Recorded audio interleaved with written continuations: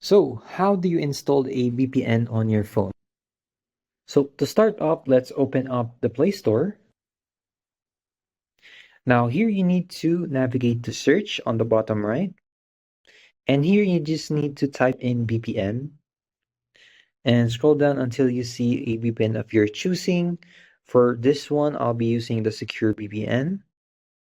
And as you can see, I have already installed it before. So, let's open up the Secure VPN. Now, here you just need to accept all the terms of service, and it would automatically check your network.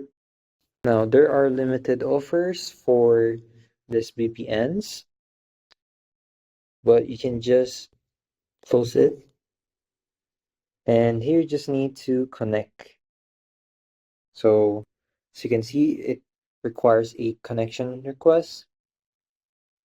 So, Secure VPN is requesting a permission to set up a VPN connection that will allow it to monitor network traffic.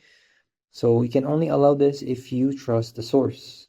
So, be careful of using sketchy VPNs that you see on the internet, and just use the ones from Play Store. So press OK, and as you can see, we are now connected to a VPN. Okay, that's it. Thanks for watching. Don't forget to like and subscribe for more helpful topics.